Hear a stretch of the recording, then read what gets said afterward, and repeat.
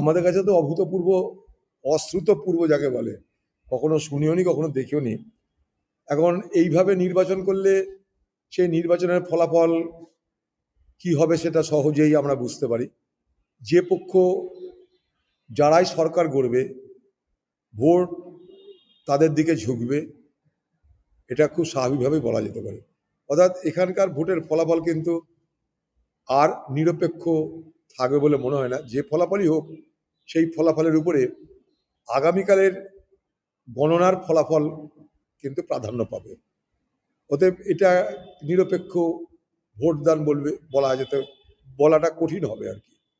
এটা আমার মনে হচ্ছে যে আগামীকাল গণনা কেন্দ্রে কোনো একটা অশান্তি তৈরি করার চেষ্টা হবে যখন দেখবে তারা হারছে, যাতে গোটা বিষয়টাকে ডিলে করা যায়, আর দেরি করা যায়, বিলম্ব করা যায়, এবং সেই সুযোগে ব্যাপারটা যাতে বিচার প্রক্রিয়ার অন্তর্ভুক্ত করে দেওয়া যায়।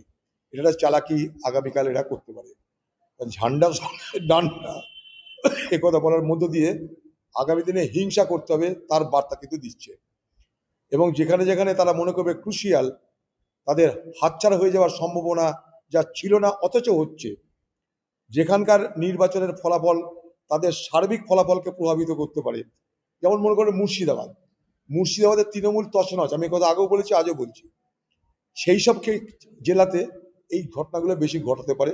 অর্থাৎ হিংসার আশ্রয় নিয়ে গন্ডগোল পাকিয়ে গোটা বিষয়টাকে নির্বাচন প্রক্রিয়ার অধীনে কি করে ঢুকিয়ে দেওয়া যায় এবং সেই সুবাদে গোটা নির্বাচন ফলাফলটাকে বিলম্ব করা যায়, তার একটা অপচেষ্টা তৃণমূল পার্টির পক্ষ থেকে করার সম্ভাবনা আছে। ব্যাপারে যে এটা খামোখাটা জটিলতা তৈরি করা হলো, বরং রেজাল্ট দুদিন পিছিয়ে দিয়ে, গণনা দুদিন পিছিয়ে দিয়ে এটা করতে পারত।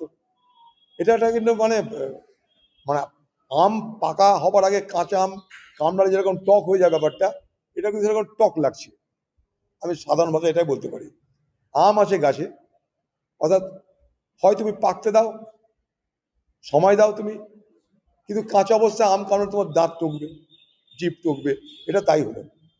সবাই বাংলার বলেছে যে ভোটে মানুষ ভোট দিতে পেরেছে, সাধারণ মানুষ বলছে আমরা নির্ভয়ে ভোট দিতে পেরেছি। সব যখন এত সুন্দর হলো, একটা জায়গায় কেন খুঁত থাকবে? যদি খুঁত থাকলেও দুদিন গণনা দেরি করে দাও, তার মধ্যে করিয়ে দাও,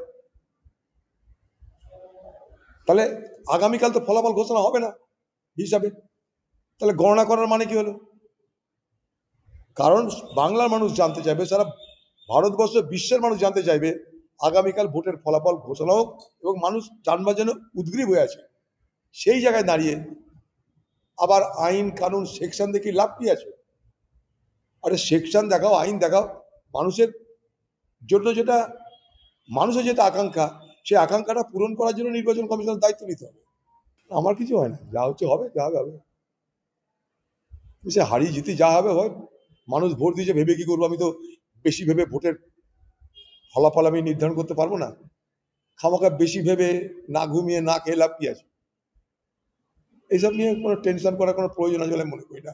যা দেওয়া তো দিয়ে দিয়েছে, অপেক্ষা করো, যা হবে শুনে নিও।